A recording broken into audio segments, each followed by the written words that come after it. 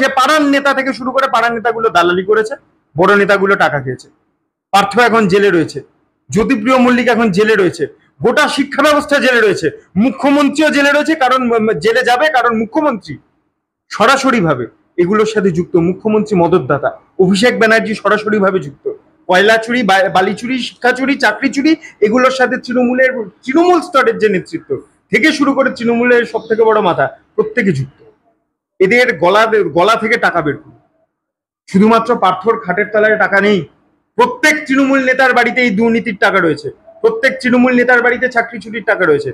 এবং অবশ্যই তৃণমূলেও কিছু সৎ মানুষ রয়েছেন, কিছু সৎ নেতা রয়েছেন যারা শুভ ইচ্ছা নিয়ে কাজ করতে চান। তারা পরিষ্কার করে দিন তাদের কোন কলিগরা টাকা নিয়েছে না নিয়েছে, সবাই জানে, সবাই খুব পরিষ্কার। তৃণমূল মানেই চোর, এটা একটা একদম পরিষ্কার মানুষ বলছেন, আমাদের আলাদা করে আর বলতে হয় না। তৃণমূল মানেই দুর্নীতিগ্রস্ত। এবার তাহলে যে শিক্ষকরা যাদের চাকরি চলে গেল, যারা অযোগ্য বা টেন্টেড নামে যাদের নথিবদ্ধ হলেন, তারা পরিষ্কার বলে দিন কোন দালালের মাধ্যমে বড় নেতার হাতে টাকা পাঠিয়ে দিয়েছেন। একদম দুধ কা দুধ পানি কা পানি, চাল কাপড় আলাদা সহজে হয়ে যাবে। কেন চাল কাপড় আলাদা করতে দেওয়া হলো না? কেন যোগ্য অযোগ্য আলাদা তালিকা বের করা হলো না? কারণ জানে অযোগ্য তালিকা বেরোলে আসলে যারা অযোগ্য চোর, যেগুলো অযোগ্য সরকার, অযোগ্য সরকারের যারা দালাল, যারা চুরিগুলো করতে, যারা দুর্নীতি করেছে, তাদের নামগুলো একে একে একে একে স্পষ্ট হয়ে যাবে।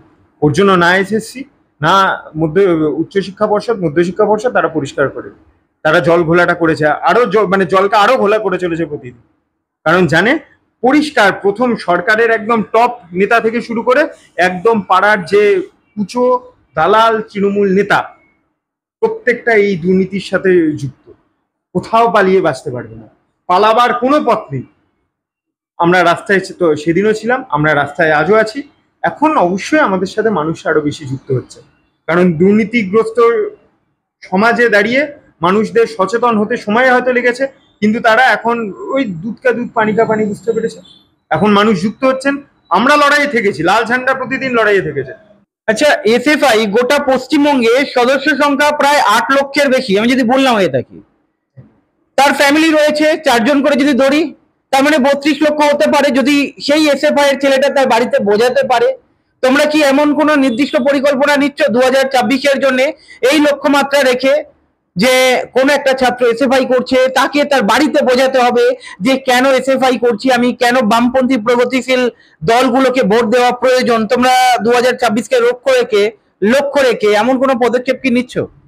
দেখুন, আমরা যারা বামপন্থী আন্দোলন করি, আমরা ধরুন বামপন্থী ছাত্র আন্দোলন যারা করি, আমাদের গুরুজনেরা, আমাদের পার্টির বা আমাদের যারা অভিভাবক, তারা আমাদের একটা জিনিস খুব মন দিয়ে শেখান, আমাদের প্রথম দিন থেকে আমাদের সেই চর্চায় আনার চেষ্টা করেন যে তোমার আচার আচরণ এমন হবে যে লোকে 10টা মানুষ তোমাকে দেখে এগোবে, তোমার পিছনে সহজাতভাবে চলে আসবে, তোমার পাশে সহজাতভাবে আসবে, কারণ তোমার আচার আচরণ ওরকমই ইন্সপায়ারিং হবে, ওরকমই অনুপ্রেরণাদায়ক হবে।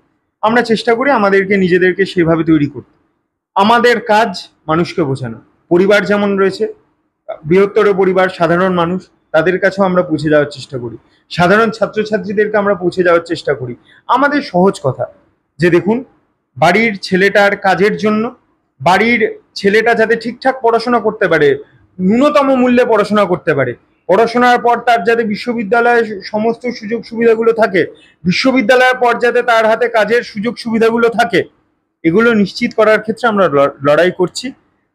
বিরাট সংখ্যক মানুষ আমাদের পাশে আসছেন। আপনি আমাদের সদস্য সংখ্যার কথা বললেন, প্রতি বছর আমাদের সদস্য সংখ্যা বাড়ছে, ঠিক এই কারণেই বাড়ছে, আমাদের পরিবার বাড়ছে, বৃহত্তর পরিবার, সাধারণ মানুষের সাথে বুঝছি, সাধারণ ছাত্রছাত্রীদের সংখ্যা আরো বাড়ছে, তারা আমাদের অভিমুখে, আমাদের দিকে তাকিয়ে রয়েছে, যা আমাদের ভয়েস, আমরা ছাত্রদের ভয়েস হয়ে উঠছি প্রতিদিন আমরা ছাত্রদের ভয়েস হয়ে উঠছি, কারণ ছাত্ররা পড়াশোনা করতে চায়।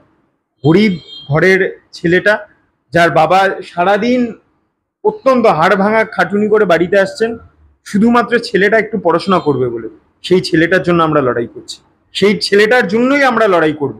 সেই ছেলেটা যাতে কোনোভাবে স্কুল ছুট না হয়, তার জন্য যতটা লড়াই করা যায়, যে স্কুলগুলোকে বাঁচিয়ে রাখলে সেই ছেলেটার কোনো অসুবিধা যাতে না হয়, স্কুলের মিড ডে মিলটা সে যাতে যথেষ্ট পুষ্টিকর, যথেষ্ট সুষম পায়, তার জন্য যতটা লড়াই করা যায় আমরা করব।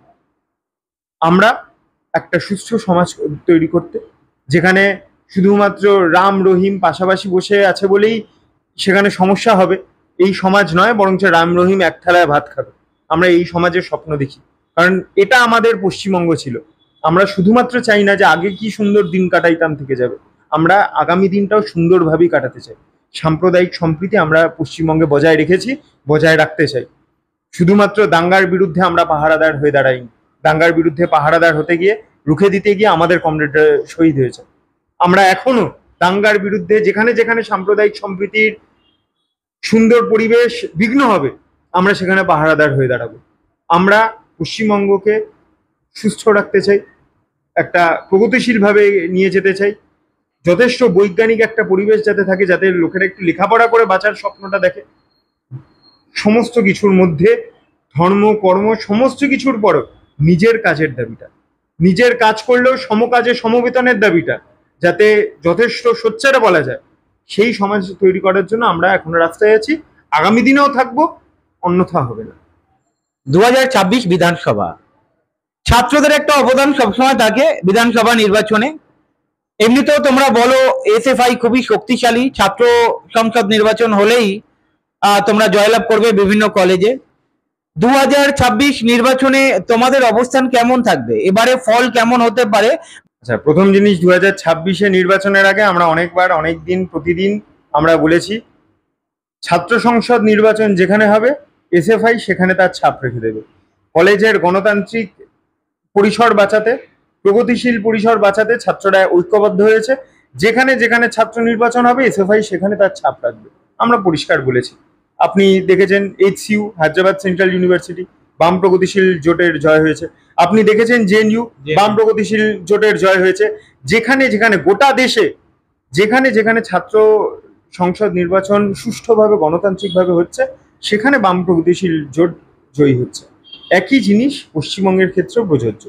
আপনি 26-এর নির্বাচন বলছেন, 26-এর নির্বাচন যদি আপনি বিধানসভা নির্বাচনকে নির্দিষ্ট করে বলেন, তাহলে সেখানে তো আর ছাত্ররা বা এসএফআই তো আলাদা করে লড়বে না। অবশ্যই বামপন্থী প্রগতিশীল প্রার্থী বা প্রগতিশীল লড়াই, প্রগতিশীল শক্তি, তাদের সাথে আমরা রয়েছি। প্রগতিশীল শক্তিরা যেখানে লড়াই করবেন আমরা তাদের পাশে থাকবো।